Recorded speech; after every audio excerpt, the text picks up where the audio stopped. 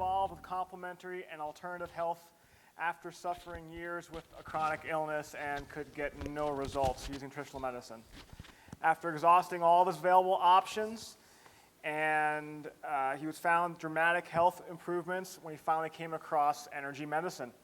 He was so impressed with the results he saw, he changed careers from engineering and became an energy medicine practitioner.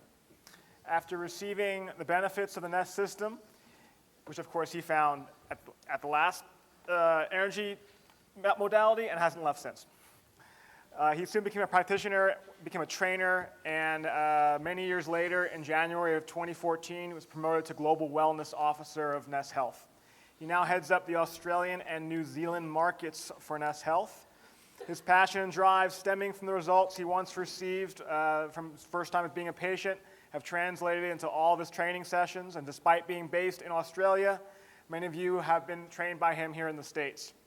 An inspirational speaker who excels in the practical and technical delivery of therapy, one of our most passionate and enthusiastic team members, I give to you, Cyril Bourke.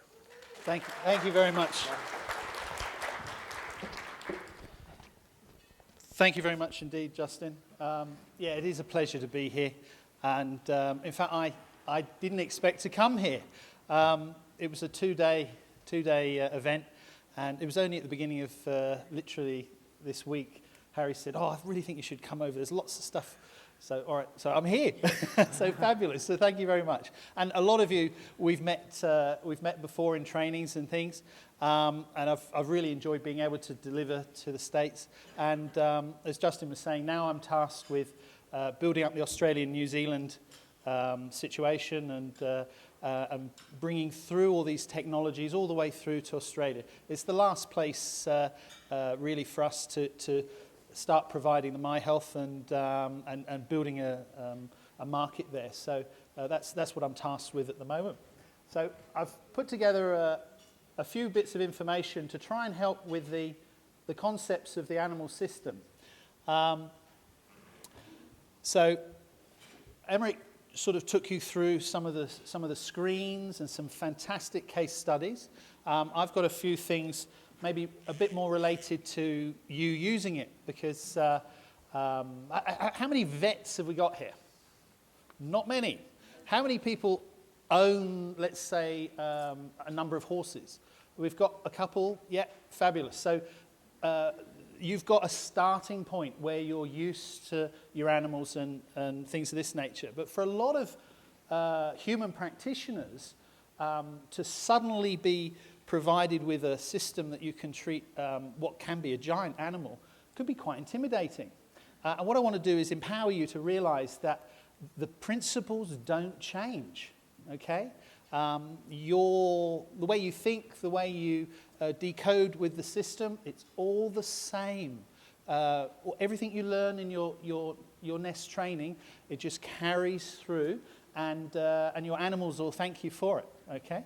And I'll show you some things that hopefully will provide you with some real confidence about where you're going to go. Because I'm no animal expert at all. I've had experience with animals, but I've gone to vets to try and find out what we can do, what we should know, and build up a bit of confidence. So just like in the human arena, where we don't try and take over from the whole medical system, but we try and support everything that's happening, the same is with the animal systems. We're there to provide something that maybe has never been available before, and support all the recovery processes.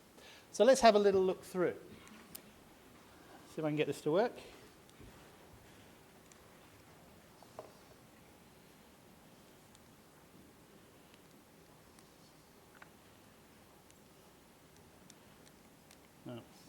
So I'm going to swap clickers. My clicker's not working.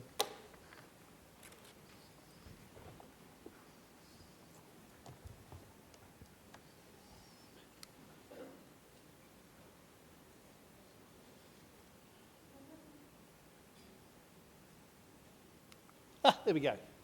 All right, there we go. We put some pictures. Now remember, this set of PowerPoints and all the other PowerPoints that you've seen over these 2 days are going to be available to you. So I've written some of this with not necessarily talking to NES practitioners, but talking to groups who have got an interest generally. So you might look at some of this if you're trying to talk to a vet or a riding school, or people that train dogs, all sorts of things.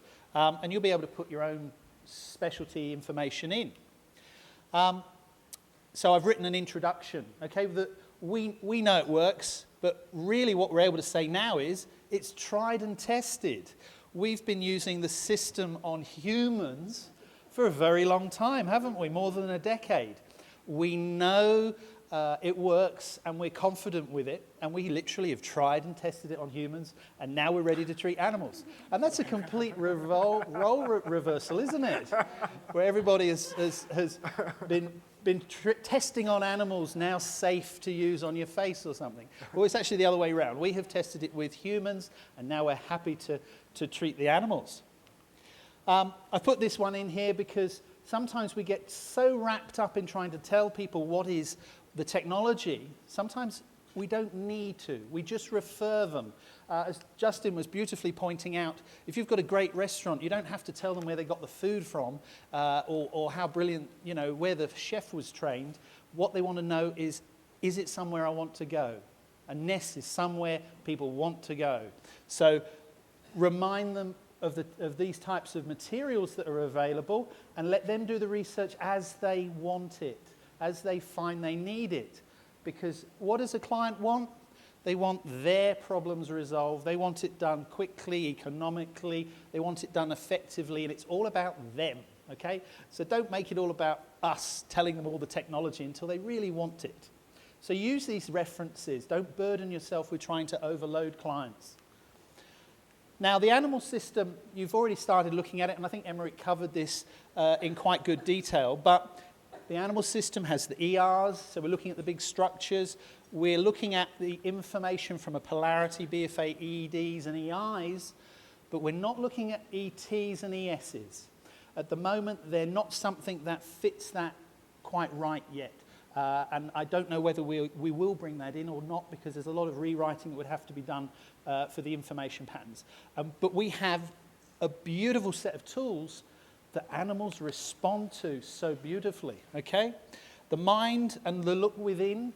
Now, initially, you might think, oh, okay, well, a horse doesn't think the same way as me, but actually, what's behind the system is actually very deep base functions that are all about not necessarily social intellect, but actually about our herds, how we interact with our herd, how we interact with our alphas, the things that primal instincts, that's actually what's sitting behind a lot of the mind stuff. And that's the stuff that affects humans and affects animals. And we've had race horses who have come in who are fantastic athletes. But emotionally, when we've looked in the mind screens, they didn't want to race. They didn't like it. And owners have seen the scan, looked at what we're telling them, and they have said, that's wonderful. Now I don't have to keep trying to push this horse into something he doesn't want to do. And they have spent their energy with other horses who really love it, love the competition. But it tangibly provided information that changed the life of that horse, took the stress off the owners, because they weren't fighting it, going, what's wrong with this animal? It's fit, why doesn't it want to race? It became clear.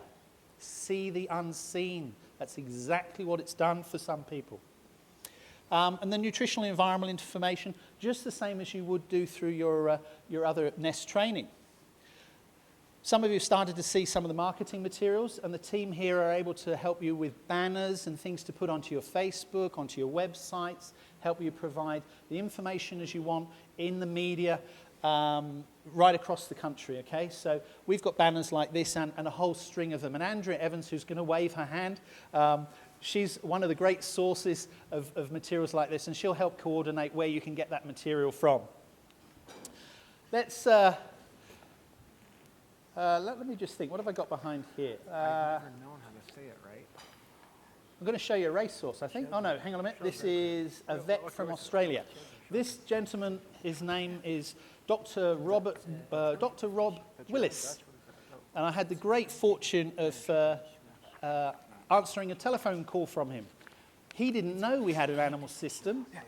but he's a vet who had migrated into acupuncture and veterinary, and he saw the human system. And he rang up, and it was one of those telephone conversations you just can never forget. He said, have you ever thought of applying this to animals? And my ears prick up.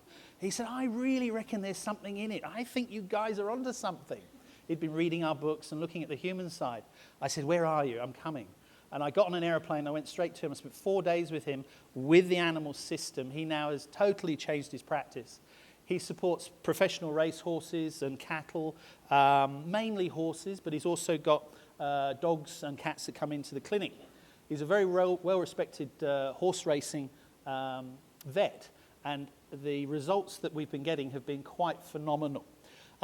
He's actually recorded, or I recorded from Skype, a message to you all that he's literally directed it to you lot for this conference. So here you go. He's near Melbourne in Australia. Oh, hang on a minute. How do I get the audio out of this? There's a...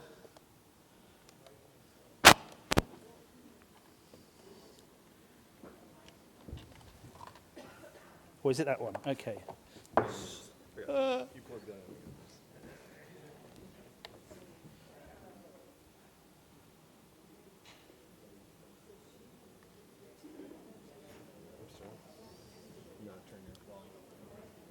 Here we go.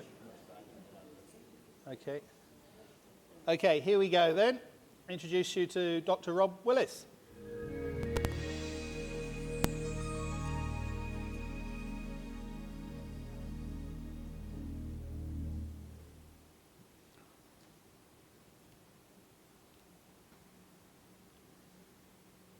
Hey folks, how you going? My name's Rob Willis. I'm a veterinarian from Victoria in Australia, and I work with mostly horses and dogs as well, and I run a complementary animal therapies practice. So now specialising in energetic medicine since my introduction to NES, but I do have a qualification in veterinary acupuncture as well, and over the last 4 to 5 years of doing this have incorporated a few things from all parts of the world, nutraceuticals from the US, some from New Zealand, and some other strings to the bow as well that have just kind of come along. But I certainly haven't been more excited about something in my time of practicing as this NES system. And I've been practicing for about 4 or 5 months with NES Health, and yeah, the results have been spectacular. So welcome to the conference, and yeah, absolutely wrapped that there's some other like-minded people out there that are exploring NES for animal health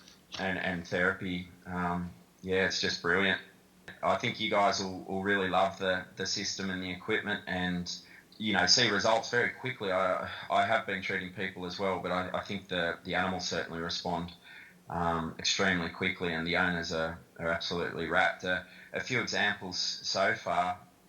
I did have a dog that's had diarrhea for 3 years. He's an indoor dog, and the owners had sort of tried everything, all the mainstream veterinary services over that period of time. They had tried some Bowen therapy, some acupuncture. They had tried a whole range of both mainstream and alternative treatments, and came to me as like a last hope, I guess, for this dog, and basically said they don't have a super high expectation, and if something over 6 months could kind of change, they're prepared to commit to doing repeat treatments anyway.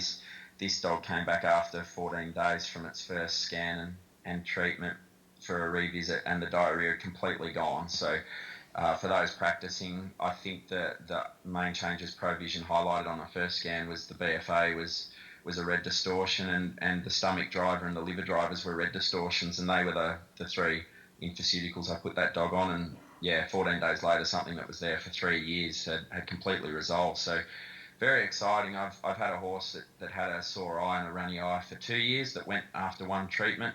I had another horse that had blotchy sweat patches on its skin that had the full veterinary workup again for about 12 months. And again, ProVision identified some kidney meridian issues, which made sense to me. And again, one treatment, there's been no sign of that sweating and unusual patches on this horse's coat since. Also had a lot of success with some of the race horses I've treated. I got one particular stable that had had a horse with an elevated white cell count. He's a group level performer in Melbourne here, and really been off his game for the last probably 12 months. So he's had 2 scans now, and his white blood cell counts for the first time in I think from memory about 2 years, 18 months to 2 years has returned to normal. And I've got another horse that had 15 career starts for 1 win and underperforming, and after 2 scans and treatments and a lot of treatment with the My Health device, actually has now won 3 of his last 4 and suddenly turned his bank balance from about $8,000 or $9,000 up to close to $70,000. So yeah, certainly some very happy trainers of race horses and performance horses, and also just privately owned animals like that dog with diarrhea and the horse with the sweat patches. So you will see results very quickly. I think there's a few reasons for that, and you guys will work that out as well as you go along. But yeah, certainly very, very exciting times, and wrap that there's a lot of interest in the animal program. So all the best with your practice, and yeah, certainly a great investment. You guys you're going to love it. Good luck. Fabulous. So what we've got there is a conventional vet, fully diplomaed. He's been in practice for more than a decade, and he's now looking at pathologies. He's looking at white blood cell counts and all sorts of traditional markers that the vets would be using, and he's seeing complete recovery and clinical pathology change with the NES system. And that's pretty exciting stuff to support what we're doing. Now, a lot of people ask about infoceuticals and how do you give them to a horse. So I'm going to show you exactly how we've provided it to one particular horse. There are many different ways, and it all depends how the owner interacts with the animal and how they want to. They could put it in the feed or things of this nature. But what you're about to see is the use of a 5 ml syringe, a fluid syringe. It has no needle, it's all plastic. And we were using a 2 milliliter, which is about 1/10 of a bottle. Okay, so if you treated it once a day, it would last 10 days, which is a good period to reinforce an informational pattern. Okay, this horse loves it. Oh, let's go back and try and play it. Here we go. They'll be putting it in the side of the mouth. So in his hand, he's got that fluid. He just fires it in over the back of the tongue.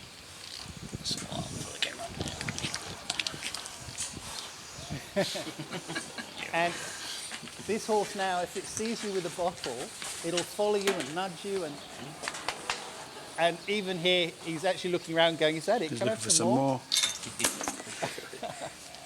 Now, this horse hadn't won a race in 16 months. 2 mils.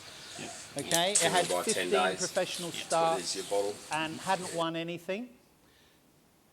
The following morning, it went out and won, straight out and won. First time in 16 months.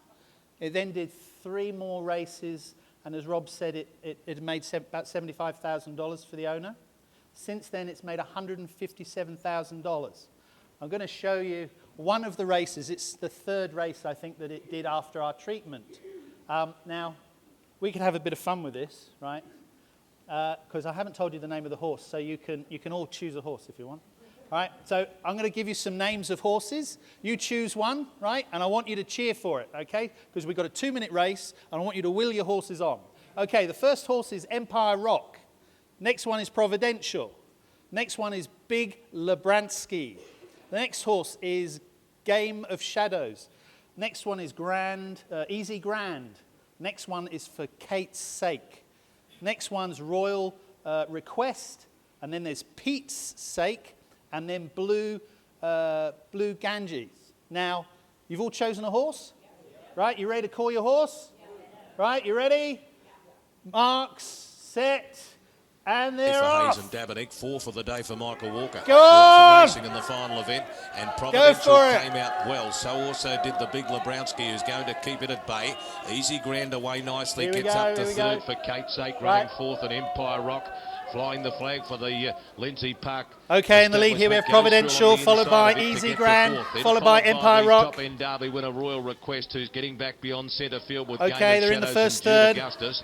The Blue Jangles Coming was up to the second last rails. and Line Power had gone back to last. Okay, Going positions down the have back moved. in the Big final event, the Lebransky, Providential, Easy led Grand, the well Empire timed Rock. Providential by 3/4 in the last. Come on, 2 that's lengths it. away Coming to the halfway to mark. Empire Rock. Well, Young Dunn's got it into a beautiful spot. Ditto Jurek on Easy Big Grand. Lebransky still in the lead. Providential second. Easy Grand and Empire Rock. 2.5 lengths to Game The of field is Shadows. spreading. And next to Augustus. 2 lengths to the well-marked Blue Jangles, and the last one at the 800 was Line Power. Here we It's go. a fairly good tempo Positions now as they changing. come off Empire the Rock's back. taking the Big second position. Lebransky leading the Providential race. third. He's a neck Easy in front Grand of fourth. Providential, a length and a half Still away out in to front. Empire Rock, and Easy Big Grand is close Lebransky. enough if he's good Providential's enough. coming The Kate through. Saker's following him. Royal Empire Request Rock. on their inside, Easy and they Grand. break away 2 lengths. Game of Shadows. Then Coming, followed by closing Blue in. Jangles to the outside from Jude Augustus and Line Power. They're swinging the bend in the final Here we event go. at the picturesque You notice the track. group are now Past pulling the back Lindsay together. Park sign and They the all Big know it's coming to the end. Cornered in They're in the front, home just straight. Providential's got it in They're its sights. closing In fact, up. hit the lead. Empire Rock's going for a rails run, then followed next in the race Here by we Game go, of here we Shadows, go. trying to work home. You've Under got the about whip, 300 Easy metres Grand, to and go. for Kate's sake, but Providential is going well in the final event. Yeah, Empire Rock what's had got up to happening second, here? then Look Easy at Grand that Royal Request, but lead. Providential Yeah. the top weight carried the stand here and won by 3 lengths. Empire Rock, I think, clung on Now, for second in advance of the Big do you know which Lebransky and horse Royal was Request, carrying the and Easy heaviest Grand, an weight of the absolute entire queue up for field? the Miners. Game The of one Shadows, that Blue won. Jangles for Right, Pete's sake. Providential, For this Kate's one sake, here. didn't come on That today is from our horse. Also, Jude Augustus and Easy Grand was in that conglomerate there for the Miners, or just behind the Miners. Look at over that the line. distance. Right, let's go back to that, right? Let's go back to that. Yes, it is. I did put $5 on it, I must say. Okay, a little observation. That is every other horse in the field. That is our horse. This is the horse that didn't win and wasn't placed in 16 months. And over a 3-week treatment, right, the first treatment, it won straight out, but it was a closed pack. Second race it went into was at a much higher stake level. It was a much more professional, much higher stake race. It came out of the gates last, right? Which is an end for most horse races. You don't win from last. It came in third, which is a place position and money for the owners. The third race, this is it. It's getting back into horse racing, isn't it? It's 3 lengths ahead, right? And it's gone on from there to continue to win, okay? Now, that picture alone, how far ahead is NES in the game of health?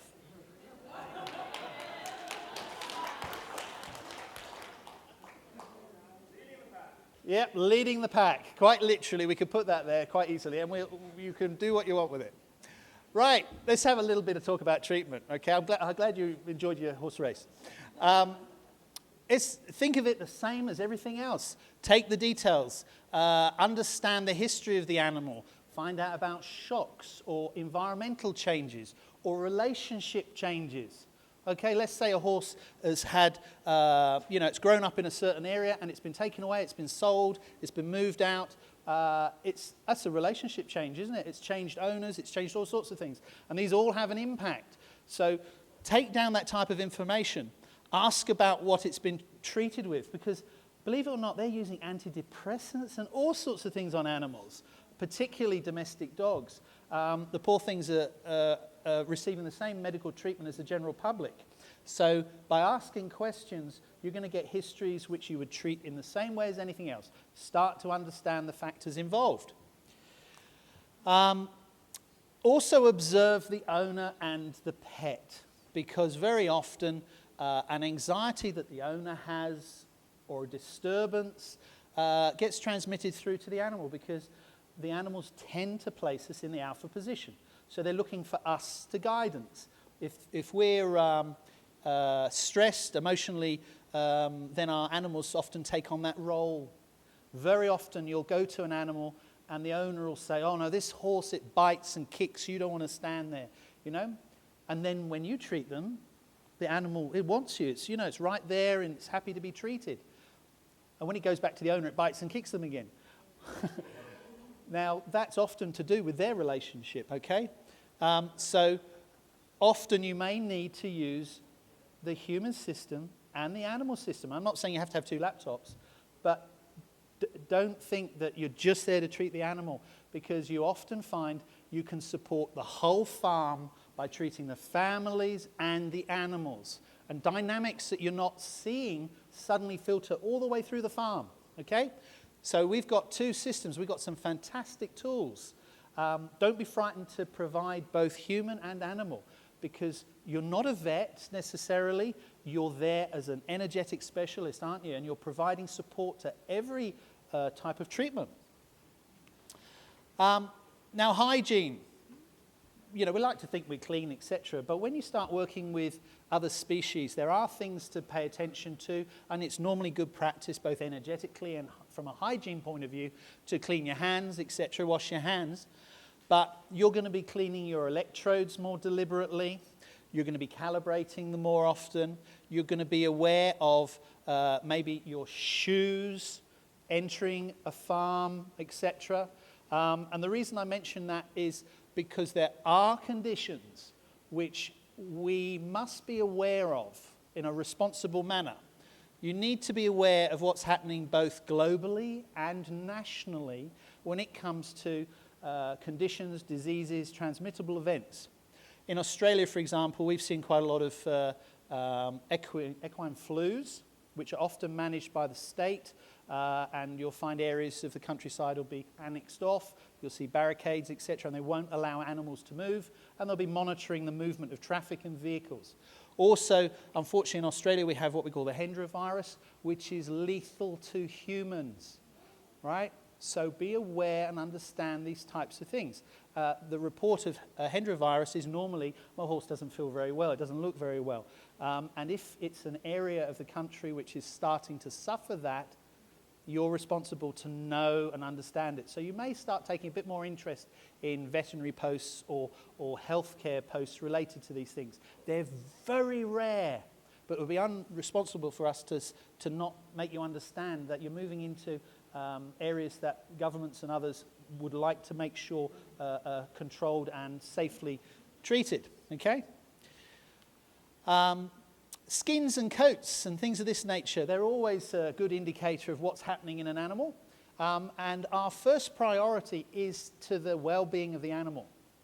So just like if you saw a small child, if there are things that you feel maybe secondary opinions are needed, then don't be frightened to say, have you chatted to your vet yet? What feedback did you get? You know, have you made sure, it's not something that they have more of a worry about, for example. So work with them to understand. And most of the people that come to you probably have already been all the way down that track before they get to you. But as you build notoriety, that you will do, people are going to come straight to you. So make sure you get experience in your understanding and you're not putting a block between you and other professionals. That's really what I'm suggesting. How many of us can actually identify these at sight? What do you think's happening with this dog? Any idea? Yeah, one person's got it. How many don't know what mange is? Oh, you all know what mange is, do you? That's good. A lot of people don't know what mange is, right? But we've also got fungal things. We've got ringworm and other things. We've got fleas, etc. So I put in a description for those that don't recognise it. It's basically a parasitic infection that really irritates the skin and things of that nature. But knowing what it is allows you to understand maybe how many different treatments might be suitable. Ringworm, fungal infections, etc. These are transmittable. Your device can carry this if you're not careful. So make sure that you clean your devices and things of this nature. And things like fleas, just simple things, like only about 5% of the flea colony will actually go to the animal. 95% of it will be in the living environment of the animal. Okay? Now with that knowledge, that might help you talk to them about where does the dog sleep and where are these things maybe surviving and perpetuating the problem, etc. So even though we're not becoming vets, we have to have a little bit of understanding of some of these things that we may not have been looking at when we've been handling humans, okay? And we're all going to bring things to trainings and say, oh, I've had this situation, I've had that, and we'll all learn from it. Today is day one, really, for going out into the nation and using it. Scanning animals.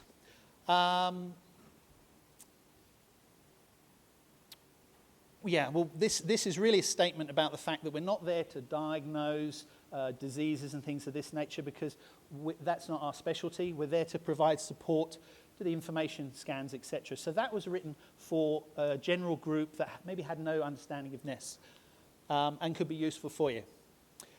Here we go. This is probably relevant even to today. Approaching animals that we're not familiar with, etc. If we can remain calm, we may often have to put peace on ourselves or ESR. If I'm going to go visit an animal that I don't know and they've said it's been kicking up or whatever, I have to think about my energy, don't I? I have to think, what am I bringing with me? Because I don't want to be counterproductive. So I have to make sure I'm calm, confident.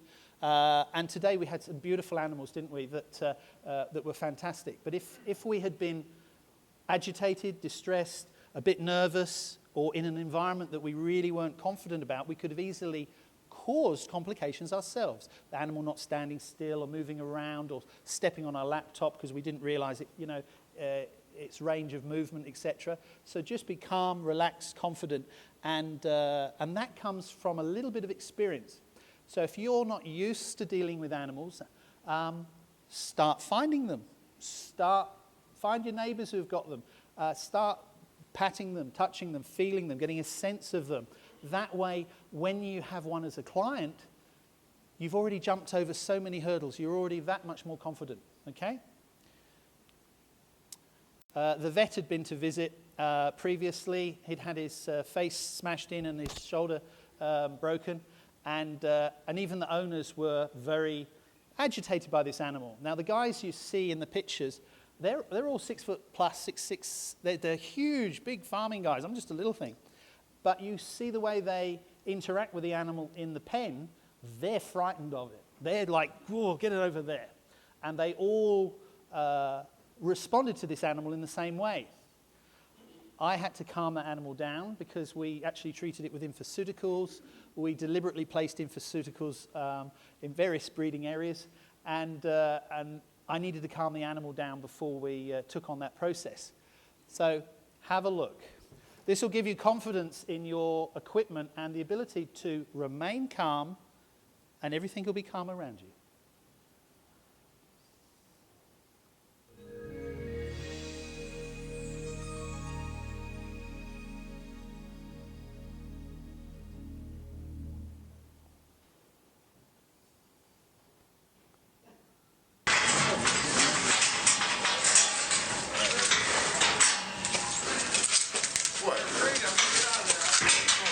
He doesn't want to go in very good. Circle?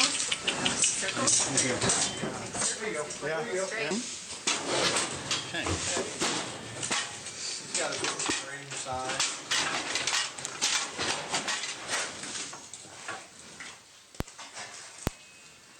The bull you see in front of you weighs 5,000 pounds, approximately 2,500 kilograms. The bull has a history of injuring vets. The previous visit by the vet involved him breaking, I believe, a collarbone and also the cheekbones of the vet.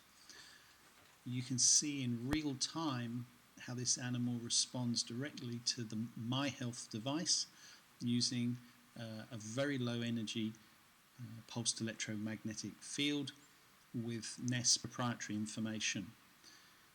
Already the animal has calmed, it's stopped bucking, and it's definitely paying attention to where the signal's coming from.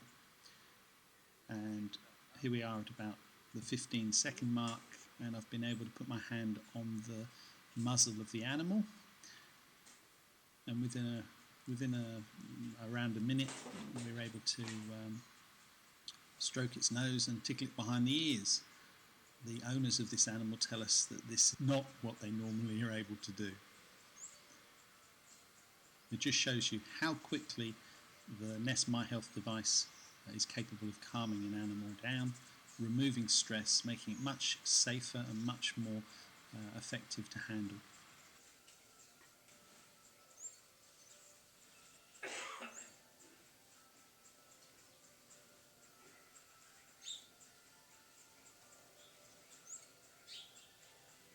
Now when this animal stands up, it's its head actually sits at over 7 feet. Right? It's lowered its head to put it in the crush. Okay, so the animal has gone right down. You can imagine the shape of it now, because its back goes right up, and it's brought its head down.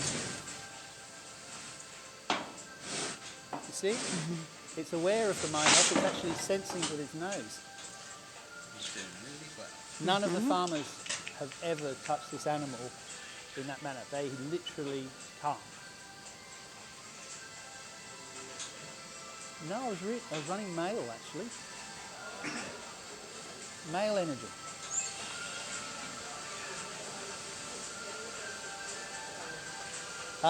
We wanted to improve its breeding, but when a male energy is disturbed, the male becomes agitated, distressed. When you bolster a male energy, they feel empowered and confident, and that's calming. The electricity. Look at that. Ever seen that, Steve?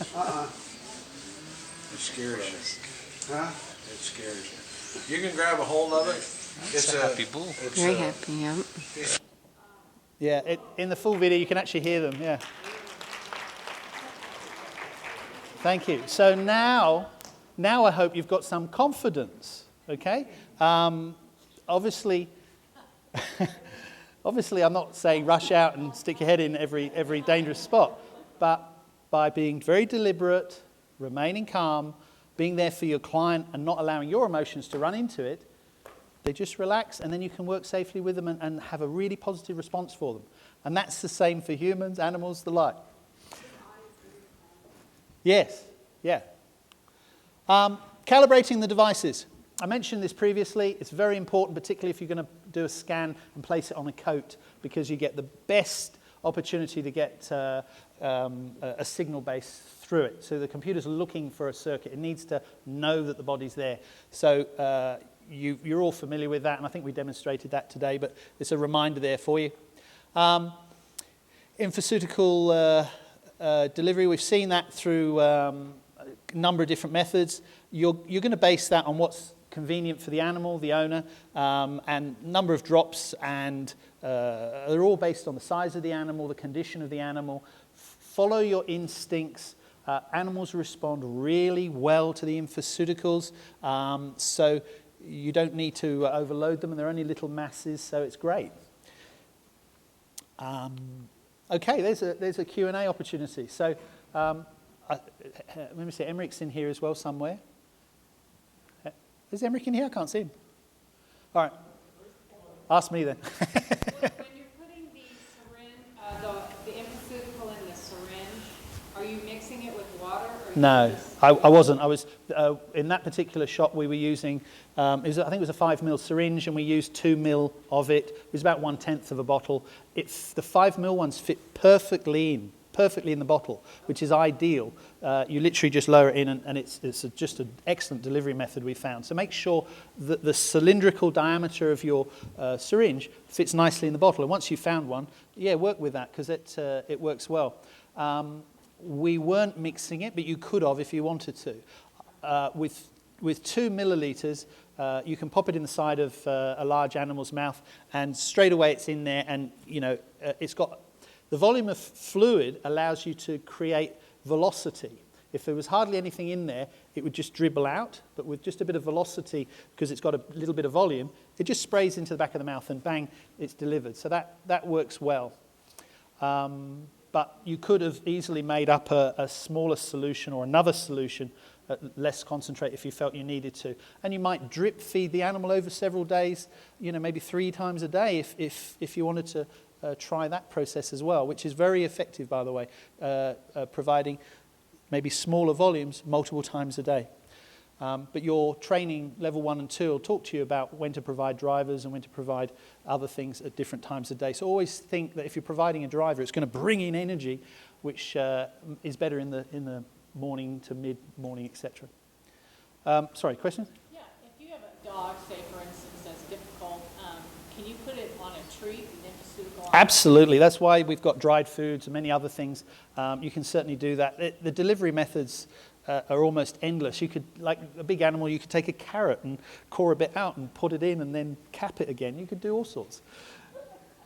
Yes, JD. Cyril, I've heard a number of people say, I'm not a vet, I can't treat a dog. In fact, I don't know if anyone in here was a vet. But how is this any different from, holistic healthcare with humans? I mean, are there laws that prevent us, or how do we manage the legal? Well, every NES aren't here to provide, I guess, state-by-state guidance. So everybody's responsible, just like a human treatment, as to where you can or can't provide these things and how you provide that in the marketing place. So it's a difficult one because some places in the world you can treat animals directly, others you might need to register yourself, and we don't have all of that information. So everybody has to take responsibility. Does that work? Yeah. There's a couple of things on that.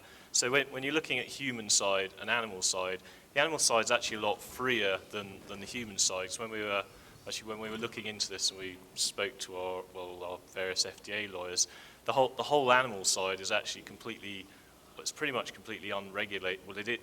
Although the animal veterinary side sit under a division in the FDA, when I've spoken to FDA lawyers about it, it's basically a much freer space, and as yet they don't, although it's under them, they don't actually regulate it, which is, it's amazing for us as a company, but also amazing for you, because in the human side, you can't, if you cured a human of cancer or arthritis, we can't do a video testimonial and say that on the website, and neither can you.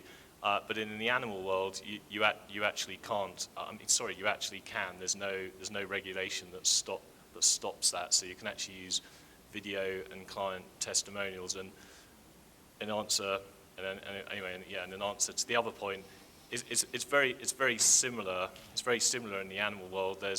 We know some horse chiropractors. Is Joni in the room?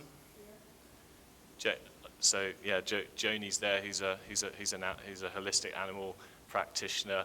There's so many divisions of what you can't do is go out and say you're a vet when you're not a vet, because there's just like there's the American Medical Association. There's a veterinary association, and they obviously don't endorse non-vets in their space, but they don't own the rights to treating animals. It's just their own association saying stupid rules, if that makes sense. Well, that's really good news for all of us, isn't it? And that's wonderful. Sorry, yes, lady at the back.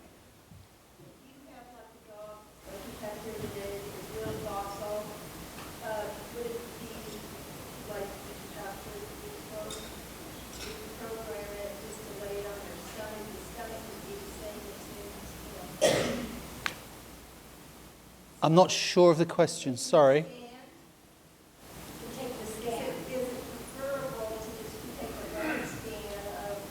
Oh, where you put the scan.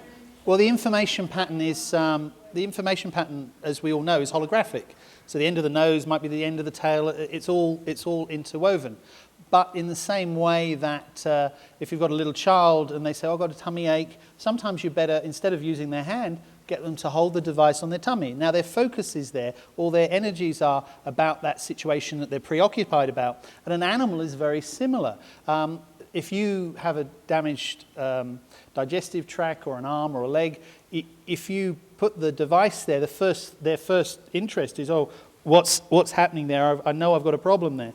And you might get a more related scan to the focal point. It might have been part of an injury or something. So yeah, I certainly would, if I recognized an area of the animal that I thought was related to the conditions they're talking about, I might place the device there if it's convenient and sensible. But I wouldn't make it my first priority. Just if it's plausible, I might do that. If I had a wound, for example, on an animal, then I might consider putting it in that region because the animal's focused on it. It knows it's there anyway. I hope that answers that question. Hi, Joan. Cyril, can you reiterate on the dosing we're going to use here today? Because there's different concepts of dosing, some for age, some for body weight, some Well, level one. yeah, they are. it is a big variable. I know some people use very small amounts, others more. So, so when I don't know last.